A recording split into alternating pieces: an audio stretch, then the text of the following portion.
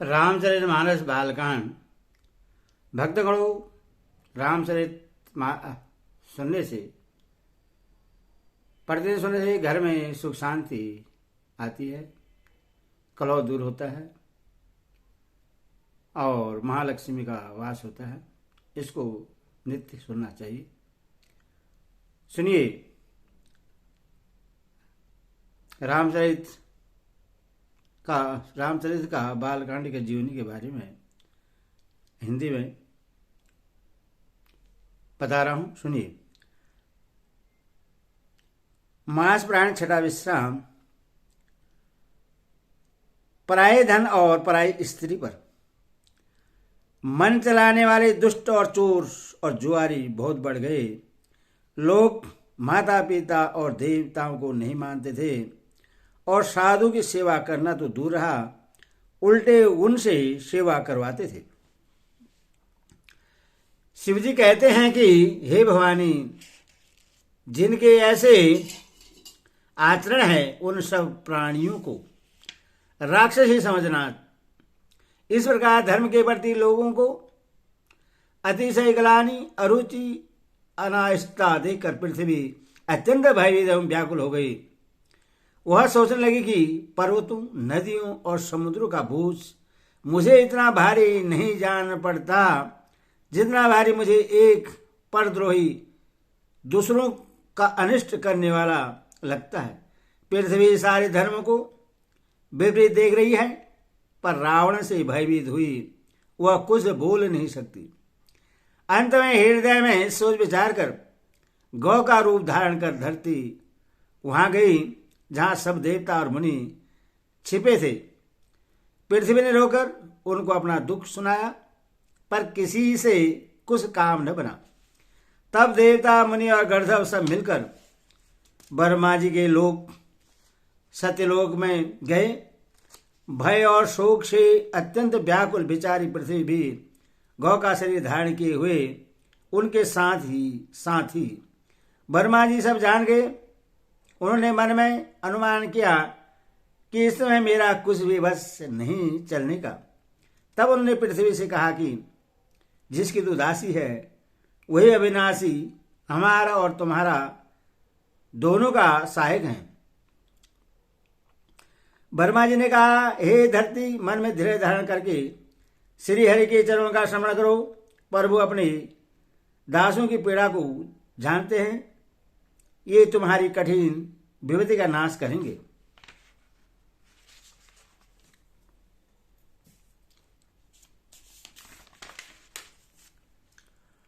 सब देवता बैठकर विचार करने लगे कि प्रभु को कहाँ पावें ताकि उनके सामने पुकार फरियाद करें। कोई बैकुंठपुरी जाने को कहता था और कोई कहता था कि वही प्रभु क्षीर समुद्र में निवास करते हैं। जिसके हृदय में जैसी भक्ति और प्रीति होती है, प्रभु वहां उसके लिए सदा उसी रीति से प्रकट होते हैं। हे पार्वती, उस समाज में मैं भी था। अवसर पाकर मैंने एक बात कही। मैं तो यह जानता हूं कि भगवान सब जगह समान रूप से व्यापक हैं। प्रेम से वे प्रकट हो जाते हैं। देश, काल, दिशा, विदिशा में बताओ ऐसी जगह कहाँ हैं जहां प्रभु न हो। हे चराचर में व्याप्त होते हुए ही सबसे रहित हैं और विरक्त हैं। उनकी कहीं आसक्ति नहीं है। वे प्रेम से प्रकट होते हैं जैसे अग्नि अव्यक्त रूप से सर्वस्त्र व्याप्त है, परंतु जहां उसके लिए अरण्य मंथनादि साधन किए जाते हैं वहां वह प्रकट होती है। इसी प्रकार सर्वस्त्र व्याप्त भगवान भी प्रेम से ही प्रकट होते हैं। मेरी बात सबको पीरी लगी। ब्रह्मा जी ने साधु साधु कहकर बड़ाई की। मेरी बात सुनकर ब्रह्मा जी के मन में बड़ा हर्ष हुआ। उनका तन पुलकित हो गया और नेत्रों से प्रेम के आंसू बहने लगे। तब वे धीर बुद्धि ब्रह्मा जी सावधान होकर हाथ जोड़कर स्तुति करने लगे। हे देवताओं के स्वामी, सेवकों, को सुख देने वाले, शरणागत की रक्षा करने वाले भगवान आपकी जय हो, जय हो। हे गौ ब्राह्मण का हित करने वाले, असुर का विनाश करने वाले, समुद्री कन्या से लक्ष्मी जी के प्रिय स्वामी आपकी जय हो। हे देवता और पृथ्वी का पालन करने वाले, आपकी लीला अद्भुत है, उसका भेद कोई नहीं जानता। ऐसे जो स्वभाव से ही कृपालु और दीन बंधु हैं, अविनाशी, सबके हृदय में निवास करने वाले, अंतर्यामी, सर्वव्यापक, परमानंद स्वरूप, अज्ञेय, इंद्रियों से परे, पवित्र चरित्र, माया से रहित, मुकुंद मोक्षदाता आपकी जय हो, जय हो। इस लोक और परलोक के सब भोगों से विरक्त तथा मोह से सर्वदा छूटे हुए ज्ञानी मुनि वृद्ध भी अत्यंत अनुरागी प्रेमी बनकर जिनका रात दिन ध्यान करते हैं और जिनके गुणों के समूह का गान करते हैं, उन सच्चिदानंद की जय हो। जिन्होंने बिना किसी दूसरे सगी अथवा सहायक के अकेले ही या स्वर्ग अपने को त्रिगुणमय, त्रिगुण रूप ब्रह्मा विष्णु शिव रूप बनाकर अथवा बिना किसी उपादान कारण के आधार स्वयं ही सृष्टि का अहित निमित्त उपादान कारण बनकर 3 प्रकार की सृष्टि उत्पन्न की। वही पापों का नाश करने वाले भगवान हमारी सुदिले, हम न भक्ति जानते हैं न पूजा, जो संसार के जन्म मृत्यु के भय का नाश करने वाले, मुनियों के मन को आनंद देने वाले और विभूति के समूह को नष्ट करने वाले हैं। हम सब देवताओं के समूह मन, वचन और कर्म से चतुराई करने की बात छोड़कर उन भगवान की शरण आए हैं। सरस्वती, वेद, शेषी और संपूर्ण ऋषि कोई भी जिनको नहीं जानते, जिन्हें दीन प्रिय हैं, ऐसा वेद पुकार कर कहते हैं, वे ही श्री भगवान हम पर दया करें। हे संसार भी समुद्र के मथने के लिए मंदराचल रूप सब प्रकार से सुंदर गुणों के धाम और सुखों की राशि नाथ, आपके चरण कमल में मुनि, सिद्ध और सारे देवता भय से अत्यंत व्याकुल होकर नमस्कार करते हैं। देवता और पृथ्वी को भयभीत जानकर और उनके स्नेहित वचन सुनकर शोक और संदेह को हरने वाली गंभीर आकाशवाणी हुई। हे मुनि, सिद्ध और देवताओं के स्वामी, डरो मत, तुम्हारे लिए मैं मनुष्य का रूप धारण करूंगा और उदार पवित्र सूर्य वंश में अंश सहित मनुष्य का अवतार लूंगा। कश्यप और अदिति ने बड़ा भारी तप किया था, वे पहले ही उनको वर दे चुका हूं। मैं पहले ही उनको वर दे चुका हूं। वही दशरथ और कौशल्या के रूप में मनुष्य के राजा होकर श्री अयोध्यापुरी में प्रकट हुई है। उन्हीं के घर जाकर मैं रघुकुल में श्रेष्ठ 4 भाई के रूप में अवतार लूंगा। नारद के सब वचन मैं सत्य करूंगा और अपनी पराशक्ति के सहित अवतार लूंगा। मैं पृथ्वी का सब भार हर लूंगा। हे देवी वृद्ध, तुम निर्भय हो जाओ। आकाश में ब्रह्मा भगवान की वाणी को कान से सुनकर देवता तुरंत लौट गए, उनका हृदय शीतल हो गया। तब ब्रह्मा जी ने पृथ्वी को समझाया, वह भी निर्भय हुई और उसकी जी में भरोसा ढाढ़ सा आ गया। देवताओं को यही सिखाकर कि बानरों का शरीर धर धर कर तुम लोग पृथ्वी पर जाकर भगवान के चरण की सेवा करो। ब्रह्मा जी अपने लोक को चले गए। सब देवता अपने अपने लोक को गए। पृथ्वी सहित सबके मन को शांति मिली। ब्रह्मा जी ने जो कुछ आज्ञा दी उससे देवता बहुत प्रसन्न हुए और उन्होंने वैसा करने में देर नहीं की। पृथ्वी पर उन्होंने वानर देह धारण की। उनमें अपार बल और प्रताप था। सभी शूरवीर थे। पर्वत, वृक्ष और नख ही उनके शस्त्र थे। वे धीर बुद्धि वाले वानर रूप देवता भगवान के आने की राह देखने लगे। वे वानर पर्वतों और जंगलों में जहां तहां अपने अपने सुंदर सेना बनाकर भरपूर छा गए। यह सब सुंदर चरित्र मैंने कहा। अब वह चरित्र सुनो जिसे बीच में ही छोड़ दिया था। अवधपुरी में रघुकुल शिरोमणि दशरथ नाम के राजा हुए, जिनका नाम वेदों में विख्यात है। वे धनुधुरंधर, गुणों के भंडार और ज्ञानी थे। उनके हृदय में सांक धनुष धारण करने वाले भगवान की भक्ति थी और उनकी बुद्धि भी उन्हीं में लगी रहती थी। उनकी कौशल्या आदि पीरी रानियां सभी पवित्र आचरण वाली थी। वे बड़ी विनीत और पति के अनुकूल चलने वाली थी और श्री हरि के चरण कमलों में उनका दृढ़ प्रेम था। एक बार राजा के मन में बड़ी ग्लानि हुई कि मेरे पुत्र नहीं हैं। राजा तुरंत ही गुरु के घर गए और चरणों में प्रणाम कर बहुत विनय की। राजा ने अपना सारा दुख सुख गुरु को सुनाया। गुरु वशिष्ठ ने उन्हें बहुत प्रकार से समझाया और कहा, धैर्य धरो, तुम्हारे 4 पुत्र होंगे जो तीनों लोकों में प्रसिद्ध और भक्तों के भय को हरने वाले होंगे। वशिष्ठ जी ने श्रृंगी ऋषि को बुलाया और उनसे शुभ पुत्र कामेश यज्ञ कराया।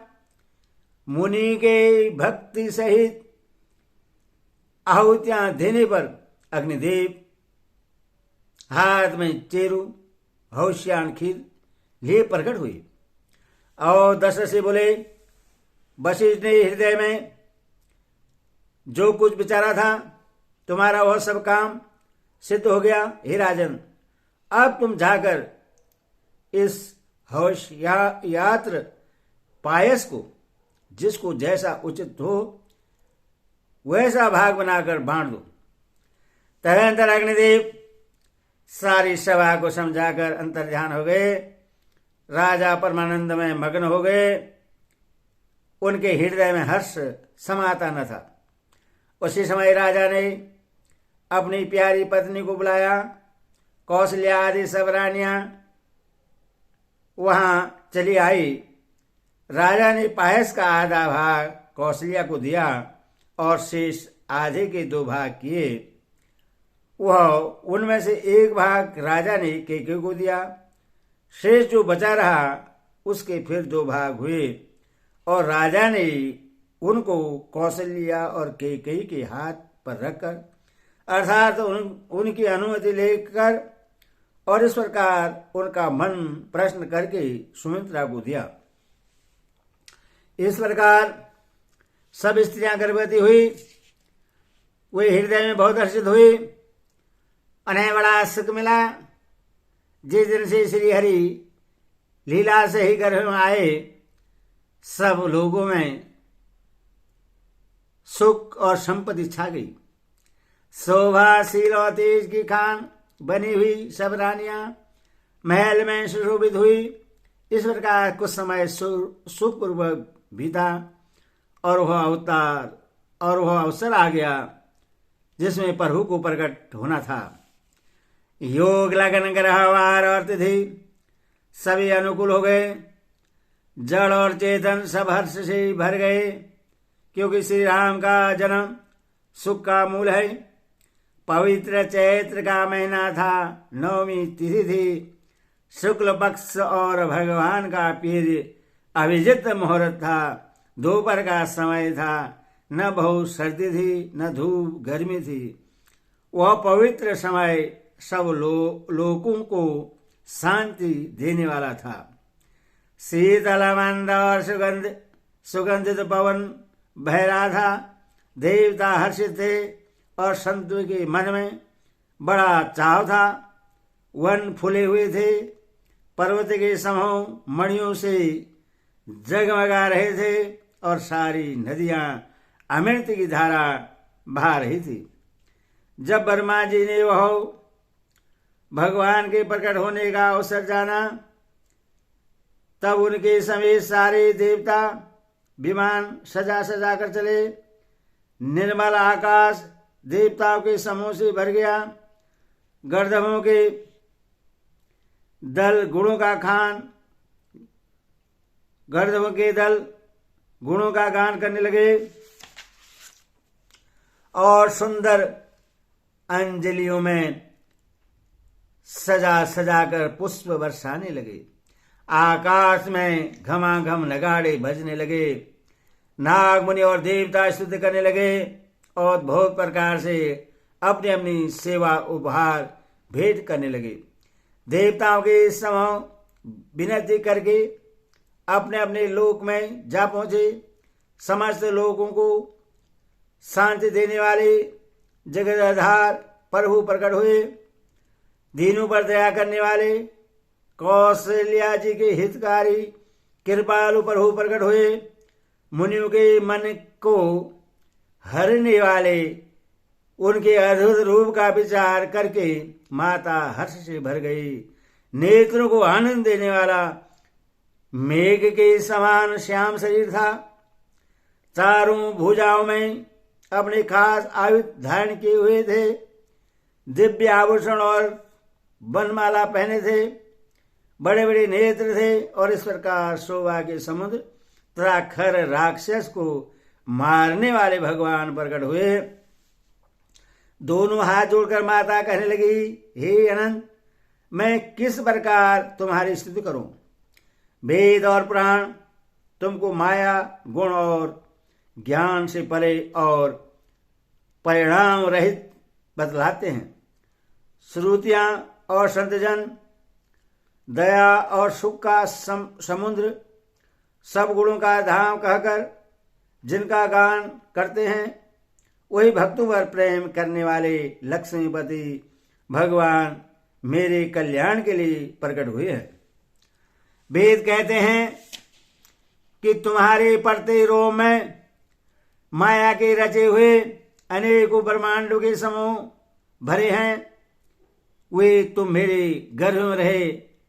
इस हंसी की बात के सुनने पर धीर विवेकी पुरुषों की बुद्धि भी स्थिर नहीं रहती, विचलित हो जाती है। जब माता को ज्ञान उत्पन्न हुआ तब प्रभु मुस्कुराए। वे बहुत प्रकार के चरित्र करना चाहते हैं, अतः उन्होंने पूर्व जन्म की सुंदर कथा कहकर माता को समझाया, जिससे उन्हें पुत्र का वात्सल्य प्रेम प्राप्त हो, भगवान के प्रति पुत्र भाव हो जाए। माता की वह बुद्धि बदल गई। तब वह फिर बोली, हे तात, यह रूप छोड़कर अत्यंत प्रिय बाल लीला करो। मेरे लिए यह सुख परम अनुपम होगा। माता का यह वचन सुनकर देवताओं के स्वामी सुजान भगवान ने बालक रूप होकर रोना शुरू कर दिया। तुलसीदास जी कहते हैं, जो इस चरित्र का गान करते हैं वे श्री हरि का पद पाते हैं और फिर संसार रूपी कूप में नहीं गिरते। ब्राह्मण, गौ, देवता और संतों के लिए भगवान ने मनुष्य का अवतार लिया। वे अज्ञानमयी मलिना माया और उसके गुण सत, रजतम और बाहरी और भीतरी इंद्रियों से परे हैं। उनका दिव्य शरीर अपनी इच्छा से ही बना है। किसी करबंधन से परवश होकर त्रिगुणात्मक भौतिक पदार्थों के द्वारा नहीं। बच्चे के रोने की बहुत ही प्यारी ध्वनि सुनकर सब रानियां उतावली होकर दौड़ी चली आई। दासियां हर्षित होकर जहां तहां दौड़ी। सारे पूर्ववासी आनंद में मग्न हो गए। राजा दशरथ जी पुत्र का जन्म कान से सुनकर मानव परमानंद में समा गए। मन में अतिशय प्रेम है। शरीर पुलकित हो गया। आनंद में अधीर हुए। बुद्धि को धीरज देकर और प्रेम में शिथिल हुए शरीर को संभाल कर वे उठना चाहते हैं। जिनका नाम सुनने से ही कल्याण होता है वही प्रभु मेरे घर आए हैं। यह सोचकर राजा का मन परम आनंद से पूर्ण हो गया। उन्होंने बाजे वालों को बुलाकर कहा कि बाजा बजाओ। गुरु वशिष्ठ के पास बुलवा गया। वे ब्राह्मण को साथ ले राजद्वार पर आए। उन्होंने जाकर अनुपम बालक को देखा जो रूप की राशि है और जिसके गुण कहने से समाप्त नहीं होते। फिर राजा ने नांदीमुख श्राद्ध करके सब जात कर्म संस्कार आदि किए और ब्राह्मणों को सोना गौ वस्त्र और मणियों का दान दिया। ध्वजा पताका और तोरणों से नगर छा गया।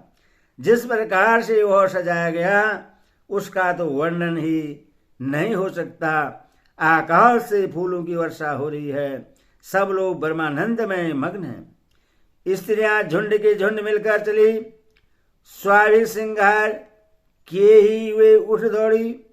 सोने का कलश लेकर और थाली में मंगल द्रव्य भरकर गाती हुई राजद्वार में प्रवेश करती हैं। वे आरती करके निछावर करती हैं और बार बार बच्चे के चरणों पर गिरती हैं। मागध सूद बंदीजन और गवैये रघुकुल के स्वामी के पवित्र गुणों का गान करते हैं। राजा ने सब किसी को भरपूर दान दिया। जिसने पाया उसने भी नहीं रखा, लुटा दिया। नगर की सभी गलियों के बीच बीच में कस्तूरी चंदन और केसर की कीच मच गई। घर घर मंगलमय बधा बजने लगे क्योंकि शोभा के मूल भगवान प्रकट हुए हैं। नगर के स्त्री पुरुषों के झुंड जहां तहां आनंद मग्न हो रहे हैं। कैकेयी और सुमित्रा इन दोनों ने भी सुंदर पुत्र को जन्म दिया। उस सुख संपत्ति समय और समाज वर्णन सरस्वती और सर्वों के राजा सेज भी नहीं कर सकते। अवधपुर इस प्रकार सुशोभित हो रही है मानो रात्रि प्रभु से मिलने आई हो और सूर्य को देखकर मानो मन में सकुचा गई हो। परंतु फिर भी मन में विचार कर वह मानो संध्या बन कर गई हो। अगर की धूप का बहुत सा धुआं मानो संध्या का अंधकार है और जो अबीर उड़ रहा है वह उसकी ललाई है। महलों में जो मणियों के समूह हैं वे मानो तारागण हैं। ताजमहल का जो कलश है वही मानो श्रेष्ठ चंद्रमा है। राजभवन में जो अति कोमल वाणी से बेध्वनि हो रही है वही मानो समय से समयानुकूल सनी हुई पक्षियों की चहचहाट है। यह कौतुक देखकर सूर्य भी अपनी चाल भूल गए। 1 महीना उन्होंने जाता हुआ न जाना, अर्थात उन्हें 1 महीना वही बीत गया। महीने भर का दिन हो गया। इस रहस्य को कोई नहीं जानता। सूर्य अपने रथ सहित वहीं रुक गए। फिर रात किस तरह होती यह रहस्य किसी ने नहीं जाना। सूर्यदेव भगवान श्री राम का गुणगान करते हुए चले। यह महोत्सव देखकर देवता मुनि और नाग अपने भाग्य की सराहना करते हुए अपने अपने घर चले। हे पार्वती, तुम्हारी बुद्धि श्री राम जी के चरणों में बहुत दृढ़ है, इसीलिए मैं और भी अपनी एक चोरी छिपाव की बात कहता हूं, सुनो। काकभूषणी और मैं दोनों वहां साथ साथ थे, परंतु मनुष्य रूप में होने के कारण हमें कोई जान न सका।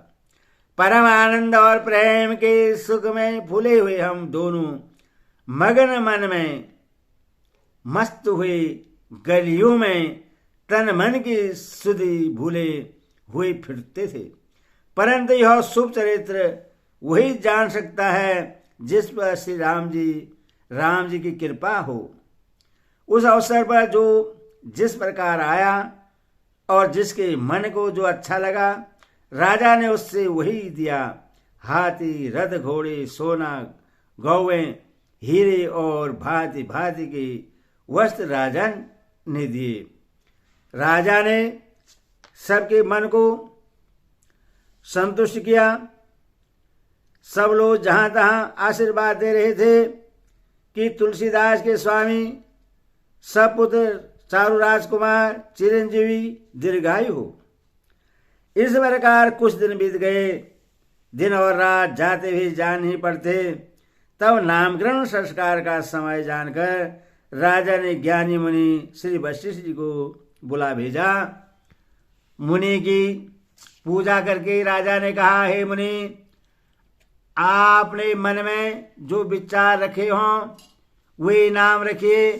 मुनि ने कहा, हे राजन, इनके अनेक अनुपम नाम हैं, फिर भी मैं अपनी बुद्धि के अनुसार कहूंगा।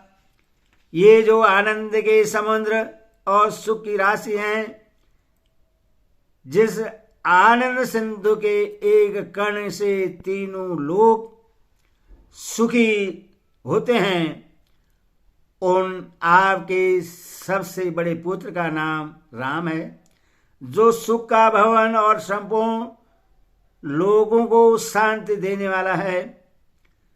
जो संसार का भरण पोषण करते हैं, उन आपके दूसरे पुत्र का नाम भरत होगा, जिसके स्मरण मात्र से शत्रु का नाश होता है। उनका वेदों में प्रसिद्ध शत्रुघ्न नाम है। जो शुभ लक्षणों के धाम श्री राम जी के प्यारे और सारे जगत के आधार हैं, गुरु वशिष्ठ ने उनका नाम लक्ष्मण ऐसा श्रेष्ठ नाम रखा। गुरु जी ने हृदय में विचार कर ये नाम रखे और कहा, हे राजन, तुम्हारे चारों पुत्र वेद के तत्व साक्षात परात्पर भगवान हैं, जो मुनियों के धन, भक्तों के सर्वस्व और शिव जी के प्राण हैं। उन्होंने इस समय तुम लोगों के प्रेमवश बाल लीला के रस में सुख माना है। बचपन से ही श्री रामचंद्र जी को अपना परम हितैषी स्वामी जानकर लक्ष्मण जी ने उनके चरणों में प्रीति जोड़ ली। भरत और शत्रुघ्न दोनों भाइयों में स्वामी और सेवक की जिस प्रीति की प्रशंसा है, वैसी प्रीति हो गई। श्याम और गौर शरीर वाली दोनों सुंदर जोड़ियों की शोभा को देखकर माताएं तृण तोड़ती हैं। जिसमें ढीठ न लग जाए, ये तो चारों ही पुत्र शील, रूप और गुण के धाम हैं। तो भी सुख की समुद्र श्री रामचंद्र जी सबसे अधिक हैं। उनके हृदय में कृपा रूपी चंद्रमा प्रकाशित है। उनकी मन को हरने वाली हंसी उस कृपा रूपी चंद्रमा की किरणों को सूचित करती है। कभी गोद में लेकर और कभी उत्तम पालने में लिटाकर माता प्यारे ललना कहकर दुलार करती है। जो सर्वव्यापक निरंजन माया रहित निर्गुण विनोद रहित और अजन्मा ब्रह्मा हैं, वही प्रेम और भक्ति के बस कौशल्या जी की गोद में खेल रहे हैं। उनके नील कमल और गंभीर जल से भरे हुए मेघ के समान श्याम शरीर में करोड़ों कामदेवों की शोभा है। लाल लाल चरण कमलों के नखों की शुभ ज्योति ऐसी मालूम होती है जैसे लाल कमल के पत्तों पर मोती स्थिर हो गए हों। चरण तलों में वज्र ध्वजा और अंकुश के चिन्ह सुशोभित हैं। नुपुर पैजनी की ध्वनि सुनकर मुनियों का भी मन मोहित हो गया। कमर में करधनी और पेट पर 3 रेखाएं तिरवली है। नाभि की गंभीरता को तो वही जानते हैं जिन्होंने उससे देखा है। बहुत से आभूषणों से सुशोभित विशाल भुजाएं हैं। हृदय पर बाघ के नख की बहुत सी निराली छटा है। छाती पर रत्नों से युक्त मणियों के हार की शोभा और ब्राह्मण भृगु के चरण चिन्ह को देखते ही मन लुभा जाता है।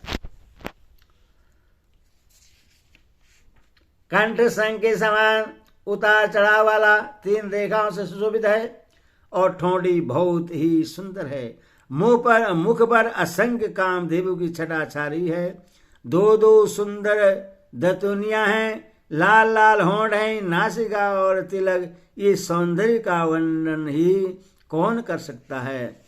सुंदर कान और बहुत से सुंदर गाल हैं। मधुर तोतले शब्द बहुत ही प्यारे लगते हैं। जन्म के समय से रखे हुए चिकने और घुंघराले बाल हैं, जिनको माता ने बहुत प्रकार से बनाकर संवार दिया है।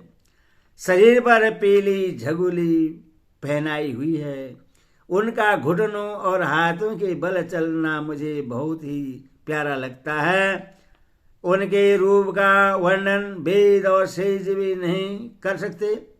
उससे वही जानता है जिसने कभी स्वप्न में भी देखा हो।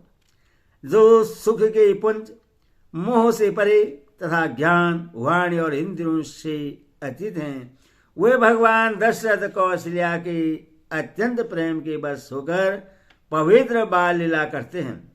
इस प्रकार संपूर्ण जगत के माता पिता श्री राम जी अवधपुर के निवासियों को सुख देते हैं, जिन्होंने श्री रामचंद्र के चरणों में प्रीति जोड़ी है। हे भवानी, उनकी यह प्रत्यक्ष गति है कि भगवान उनके प्रेम बस बाल लीला करके उन्हें आनंद दे रहे हैं। श्री रघुनाथ जी से विमुख रहकर मनुष्य चाहे करोड़ों उपाय करे, परंतु उसका संसार बंधन कौन छुड़ा सकता है। जिसने सब चराचर जीवों को अपने बस में कर रखा है, वह माया भी प्रभु से भय खाती है। भगवान उस माया को बहुओं के इशारे पर नचाते हैं। ऐसे प्रभु को छोकड़ कहो और किसका भजन किया जाए। मन वचन कर्म से चतुराई छोड़कर भजते ही श्री रघुनाथ जी की कृपा करेंगे।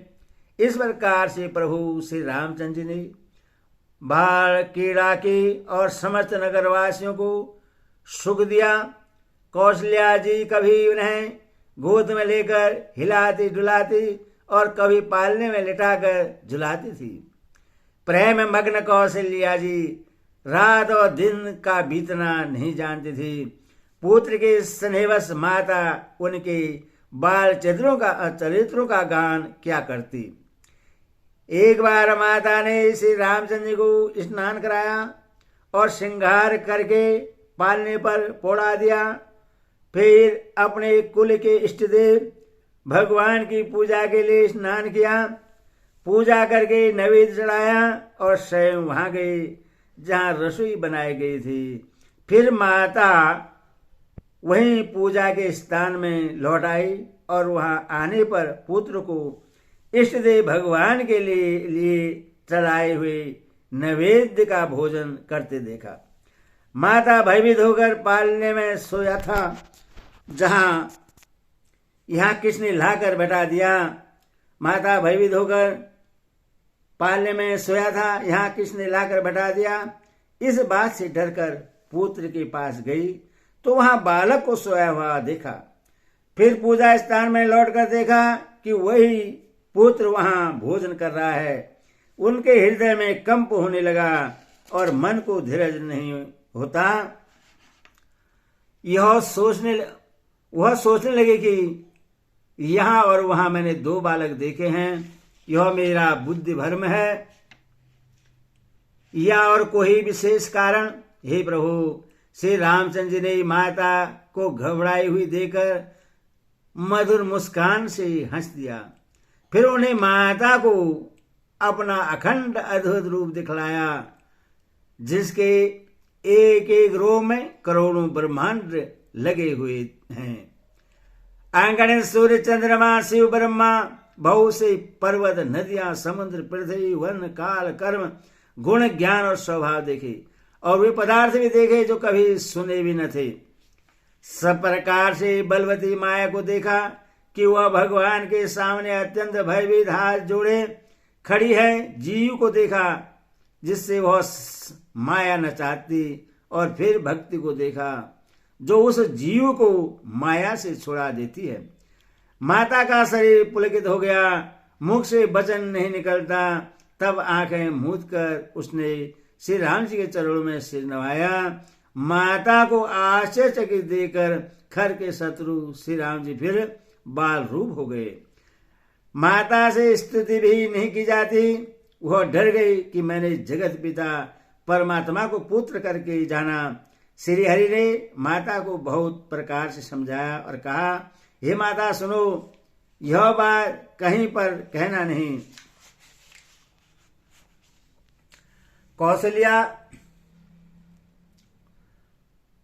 कौशल्या जी बार बार हाथ जोड़कर विनय करती हैं, और हे प्रभु, मुझे आपकी माया अब कभी न व्यापे। भगवान ने बहुत प्रकार से बाल लीलाएं की और अपने सेवकों को अत्यंत आनंद दिया। कुछ समय बीतने पर चारों भाई बड़े होकर कुटुंबियों को सुख देने वाले हुए। तब गुरुजी ने जाकर चूड़ाक्रम संस्कार किया। ब्राह्मण ने फिर बहुत सी दक्षिणा पाई। चारों सुंदर राजकुमार बड़े ही मनोहर अपार पवित्र करते फिरते हैं। जो मन वचन और कर्म से अगोचर हैं, वही प्रभु दशरथ जी के आंगन में विचर रहे हैं। भोजन करने के समय जब राजा बुलाते हैं, तब वे अपने बाल सखाओं के समाज को छोड़कर नहीं आते। कौशल्या जी जब बुलाने जाती है, तब प्रभु ठमक ठमक भाग चलते हैं। जिनका वेद नीति इतना नहीं कहकर निरूपण करते हैं, और शिवजी ने जिनका अंत नहीं पाया, माता उन्हें हठपूर्वक पकड़ने के लिए दौड़ती है। वे शरीर में धूल लपेटे हुए आए और राजा ने हंसकर उन्हें गोद में बैठा लिया। भोजन करते हैं पर चित्त चंचल है। अवसर पाकर मुंह में दही भात लवटाए किलकारी मारते हुए इधर उधर भाग चले। श्री रामचंद्र जी की बहुत ही सरल, भोली और सुंदर मन भावनी बाल लीलाओं का सरस्वती, शेष जी, शिव जी और वेदों ने गान किया है। जिनका मन इन लीलाओं में अनुरक्त नहीं हुआ, विधाता ने उन मनुष्यों को वंचित कर दिया, नितांत भाग्यहीन बनाया। जो ही सब भाई कुमारावस्था के हुए, त्यों ही गुरु, पिता और माता ने उनका यज्ञोपवीत संस्कार कर दिया। श्री रघुनाथ जी भाइयों सहित गुरु के घर में विद्या पढ़ने गए, और थोड़े ही समय में उनको सब विद्याएं आ गई। चारों वेद जिनके स्वाभाविक श्वास हैं, वे भगवान पढ़े, यह बड़ा कौतुक अचरज है। चारों भाई विद्या, विनय, गुण और शील में बड़े ही निपुण हैं, और सब राजाओं की लीलाओं के ही खेल खेलते हैं। हाथों में बाण और धनुष बहुत ही शोभा देते हैं। रूप देखते चराचर जड़ चेतन मोहित हो जाते हैं।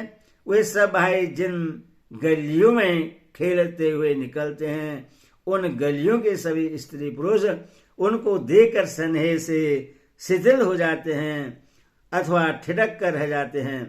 कौशलपुर की रहने वाली स्त्री पुरुष, बुढ़े और बालक सभी को कृपालु श्री रामचंद्र जी प्राणों से भी बढ़कर प्रिय लगते हैं।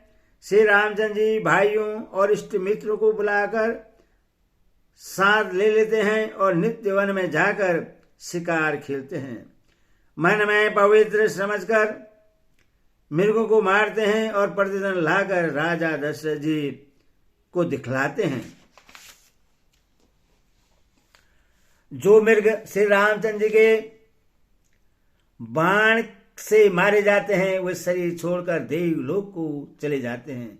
श्री रामचंद्र जी अपने छोटे भाइयों और सखाओं के साथ भोजन करते हैं और माता पिता की आज्ञा का पालन करते हैं। जिस प्रकार नगर के लोग सुखी हों, कृपा निधान श्री रामचंद्र जी वही सहयोग लीला करते हैं और मन लगाकर वेद पुराण सुनते हैं। फिर स्वयं छोटे भाइयों को समझाकर कहते हैं।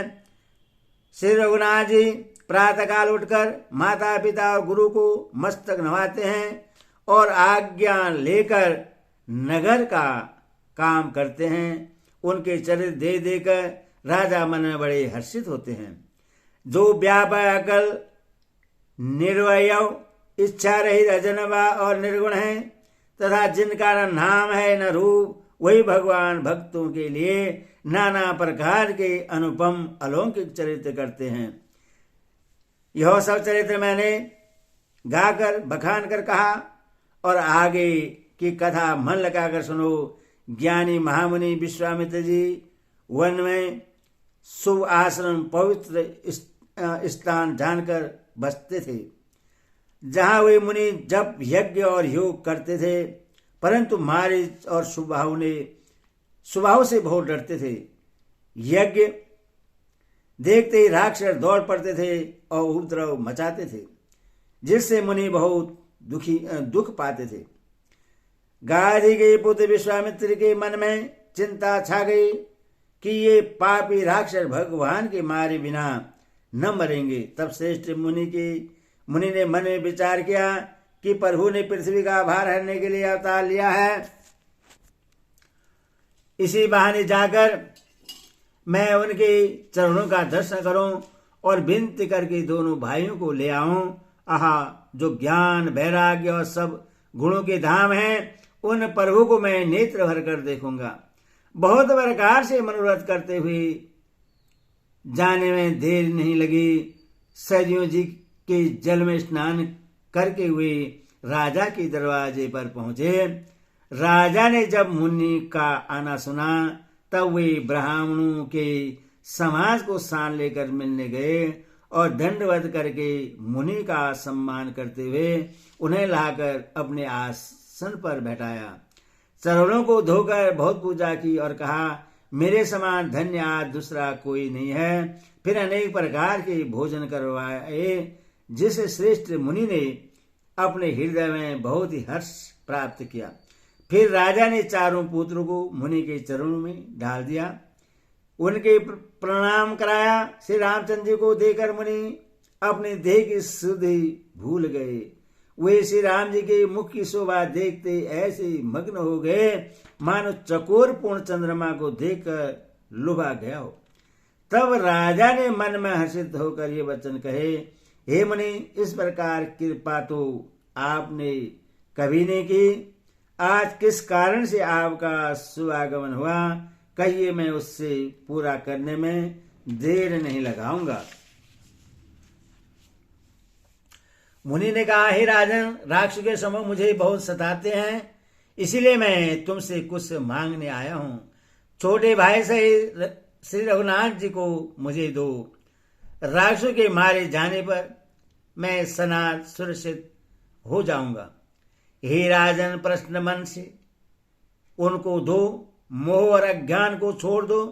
हे स्वामी, इससे तुमको धर्म और सुयश की प्राप्ति होगी और इनका परम कल्याण होगा। इस अत्यंत अप्रिय वाणी को सुनकर राजा का हृदय कांप उठा और उनके मुख की कांति फीकी पड़ गई। उन्होंने कहा, हे ब्राह्मण, मैंने चौथे वन में 4 पुत्र पाए हैं, आपने विचार कर बात नहीं की। हे मुनि, आप पृथ्वी, गौ, धन, खजाना मांग लीजिए, मैं आज बड़े हर्ष के साथ अपना सर्वस्व दे दूंगा। देह और प्राण से अधिक प्यारा कुछ भी नहीं होता, मैं उससे भी एक पल में दे दूंगा। सभी पुत्र मुझे प्राणों के समान प्यारे हैं, उनमें भी हे प्रभु, राम को तो किसी प्रकार भी देते नहीं बनता। कहाँ अत्यंत डरावन और क्रूर राक्षस और कहाँ परम किशोर अवस्था के बिल्कुल सुकुमार मेरे सुंदर पुत्र। प्रेम रस में सनी हुई राजा की वाणी सुनकर ज्ञानी मुनि विश्वामित्र जी ने हृदय में बड़ा हर्ष माना। तब वशिष्ठ जी ने राजा को बहुत प्रकार से समझाया, जिससे राजा का संदेह नाश को प्राप्त हुआ। राजा ने बड़े ही आदर से दोनों पुत्रों को बुलाया और हृदय से लगाकर बहुत प्रकार से उन्हें शिक्षा दी। फिर कहा, हे नाथ, ये दोनों पुत्र मेरे प्राण हैं। हे मुनि, अब आप ही इनके पिता हैं, दूसरा कोई नहीं। राजा ने बहुत प्रकार से आशीर्वाद देकर पुत्रों को ऋषि के हवाले कर दिया। फिर प्रभु माता के महल में गए और उनके चरणों में सिर नहाकर चले। पुरुषों में सिंह रूप दोनों भाई राम लक्ष्मण मुनि का भय हरने के लिए प्रश्न होकर चले। वे कृपा के समुद्र, धीर बुद्धि और संपूर्ण विश्व के एक कारण के भी कारण हैं। भगवान के लाल नेत्र हैं, चौड़ी छाती और विशाल भुजाएं हैं, नील कमर और तमाल वृक्ष की तरह श्याम शरीर है। कमर में पीताम्बर पहने और सुंदर तर्कस से कसे हुए हैं। दोनों हाथों में कर्म सुंदर धनुष और बाण हैं। श्याम और गौरवर्ण के दोनों भाई परम सुंदर हैं। विश्वामित्र को महान निधि प्राप्त हो गई। वे सोचने लगे, मैं जान गया कि प्रभु ब्रह्मदेव ब्राह्मणों के भक्त हैं। मेरे लिए भगवान ने अपने पिता को भी छोड़ दिया। मार्ग में चले जाते हुए मुनि ने ताड़का को दिखलाया। शब्द सुनते वह क्रोध करके दौड़े। श्री रामचंद्र जी ने एक ही बाण से उसके प्राण हर लिए और दीन जानकर उसको निजबत अपना दिव्य स्वरूप दिया। तब ऋषि विश्वामित्र ने प्रभु को मन में विद्या का भंडार समझते हुए भी लीला को पूर्ण करने के लिए ऐसी विद्या दी जिससे भूख प्यास न लगे और शरीर में अतुलित बल और तेज का प्रकाश हो।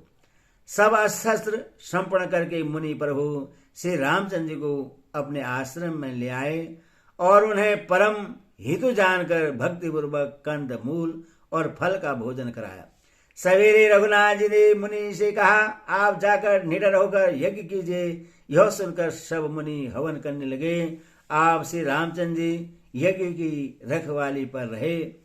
यह समाचार सुनकर मुनियों का शत्रु क्रोधी राक्षस मारे अपने सहायकों को लेकर दौड़ा। श्री रामचंद्र ने बिना फन वाला बाण उसको मारा, जिससे वह 100 योजन के विस्तार वाले समुद्र की पार जा गिरा। फिर सुबाहु को अग्नि बाण मारा। इधर छोटे भाई लक्ष्मण जी ने राक्षसों की सेना का संहार कर डाला। इस प्रकार से राम जी ने राक्षसों को मारकर ब्राह्मण को निर्भय कर दिया। तब सारे देवता और मुनि स्तुति करने लगे। श्री रघुनाथ जी ने वहां कुछ दिन और रहकर ब्राह्मण पर दया की। भक्ति के कारण ब्राह्मण ने उन्हें पुराणों की बहुत सी कथाएं कही, यदि प्रभु सब जानते थे। तदनंतर मुनि ने आदर पूर्वक समझाकर कहा, हे प्रभु, चलकर एक चरित्र कीजिए। रघुकुल के स्वामी श्री रामचंद्र जी धनुष यज्ञ की बात सुनकर मुनिश्रेष्ठ विश्वामित्र के साथ प्रश्न होकर चले। मार्ग में एक आश्रम दिखाई पड़ा जहां पशु पक्षी कोई भी जीव जंतु नहीं था। पत्थर की एक शिला को देखकर प्रभु ने पूछा। तब मुनि ने विस्तार पूर्वक सब कथा कही। गौतम मुनि की स्त्री अहिल्या सांबस पत्थर की देह धारण किए हुए के बड़े धीरज से आपके चरण कमलों की धूलि चाहती है। हे रघुवीर, इस पर कृपा कीजिए। श्री रामचंद्र के पवित्र और शोक का नाश करने वाले चरणों का स्वर पाते ही सचमुच वह तब मूर्ति अहिल्या प्रकट हो गई। भक्तों को सुख देने वाले श्री रघुनाथ जी को देखकर वह हाथ जोड़कर सामने खड़ी रह गई। अत्यंत प्रेम के कारण वह अधीर हो गई। उनका शरीर पुलकित हो उठा। मुख से वचन कहने में नहीं आते थे। वह अत्यंत बड़भागनी अहिल्या प्रभु के चरणों से लिपट गई और उसके दोनों नेत्रों में जल प्रेम और आनंद के आंसुओं की धारा बहने लगी। फिर उसने मन में धीरज धरकर प्रभु को पहचाना और श्री रघुनाथ जी की कृपा से भक्ति प्राप्त की। तब अत्यंत निर्मल वाणी से उसने इस प्रकार स्तुति आरंभ की। हे ज्ञान के जानने योग्य श्री रघुनाथ जी, आपकी जय हो। मैं सहज ही अपवित्र स्त्री हूँ और हे प्रभु, आप जगत को पवित्र करने वाले, भक्तों को सुख देने वाले और रावण के शत्रु हैं। हे कमल नयन, हे संसार जन्म मृत्यु के भय से छुड़ाने वाले, मैं आपकी शरण आई हूं, मेरी रक्षा कीजिए, रक्षा कीजिए। मुनि ने जो मुझे सांप दिया सो बहुत ही अच्छा किया। मैं उससे अत्यंत अनुग्रह मानती हूं कि जिसके कारण मैंने संसार छुड़ाने वाले श्री हरि आपको नेत्र भर कर देखा। इसी आपके दर्शन और शंकर जी सबसे बड़ा लाभ समझते हैं। हे प्रभु, मैं बुद्धि की बड़ी भोली हूं। मेरी एक विनती है नाथ, मैं और कोई वर नहीं मांगती, केवल यही चाहती हूं कि मेरा मन रूपी भौरा आपके चरण कमल की रज के प्रेम रूपी रस का सदा पान करता रहे। जिन चरणों में परम पवित्र देव नदी गंगा जी प्रकट हुई, जिन्हें शिव जी ने सिर पर धारण किया और जिन चरण कमलों को ब्रह्मा जी पूजते हैं, कृपालु हरि आप ही उन्हीं को मेरे सिर पर रखा। इस प्रकार स्तुति करती हुई बार बार भगवान के चरणों में गिरकर जो मन को बहुत ही अच्छा लगा, उस वर को पाकर गौतम की स्त्री अहिल्या आनंद भरी हुई पति लोक को चली गई। प्रभु श्री रामचंद्र जी ऐसे दयालु और बिना ही कारण दया करने वाले हैं। तुलसीदास जी कहते हैं, हे सठ मन, तू कपट जंजाल छोड़कर उन्हीं का भजन कर। बोलो सियावर रामचंद्र की जय, बोला पवन सुत हनुमान की जय, बोल कृष्ण लाल की, दामाता की जय, की जय।